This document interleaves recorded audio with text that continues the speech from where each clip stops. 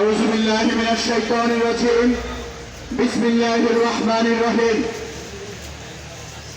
ইসলামী আন্দোলন বাংলাদেশ ঢাকা মহানগর কর্তৃক আয়োজিত আজকের বিক্ষোভ পূর্ব সমাবেশের সহযোদ্ধা সভাপতি, আজকের প্রোগ্রামের প্রধান অতিথি, উপস্থিত বিক্ষুব্ধ ভাইয়েরা, আপনাদের সবাইকে জানাচ্ছি ইসলামী ছাত্র আন্দোলন বাংলাদেশ এর পক্ষ থেকে আন্তরিক শুভেচ্ছা ও অভিনন্দন।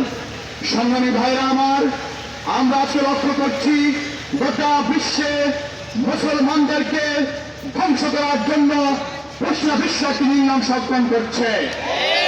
আজকে প্যালেস্টাইন সংকট, ইরাক সংকট, ইরান সংকট, সুদান সংকট, কাশ্মীর সংকট, আরকান সংকট, গোটা বিশ্বের মুসলিম রাষ্ট্রগুলিতে যে কৃত্রিম সংকট সৃষ্টি করে রাখা হয়েছে, এই সংকট সৃষ্টির পেছনে পশ্চিমা বিশ্বের কালো হাত রয়েছে। আমরা বলতে চাই, আজকে পশ্চিমা বিশ্ব বিশ্ববাসীকে মানবতার কথা শোনায়, মানবাধিকারের কথা শোনায়। আমরা বলতে চাই, গোটা বিশ্বে মানবতার পরম শত্রু হয়েছে পশ্চিমা বিশ্বের মানুষগুলো।